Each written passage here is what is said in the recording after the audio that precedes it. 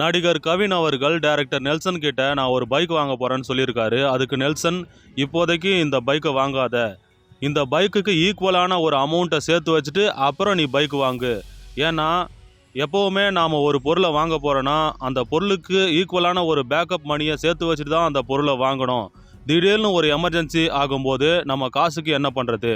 அதனால் அத்தியாவசிய தேவையாக இருந்தாலுமே கொஞ்சம் யோசித்து பார்த்து நிதானமாக தான் அந்த பொருளை வாங்கணும் அப்படின்னு சொல்லியிருப்பார். இது ஒரு விதத்தில் உண்மைதான். ஏன்னா ஒரு பொருளை விற்கிறதுக்கு இந்த மார்க்கெட் எப்படி ஒர்க் ஆகுதுன்னு நம்மளுக்கு நல்லாவே தெரியும்.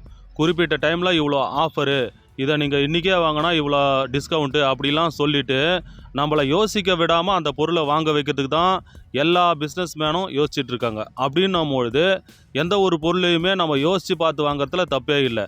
நமக்கு தேவையில்லாத பொருட்களை வாங்கிக்கிட்டே இருந்தால் கூடிய சீக்கிரமே நமக்கு மிக தேவையுடைய ஒரு பொருளை விற்க வேண்டிய நிலைமை ஏற்படும்னு சொல்லுவாங்க. அதைத்தான் நெல்சன் அவர்கள் சொல்லியிருக்காரு. அத்தியாவசிய தேவைக்குரிய ஒரு பொருளை நல்லா யோசித்து வாங்குங்க. தேவையில்லாத ஒரு பொருளை நல்லா யோசிச்சுட்டு வாங்காதீங்க.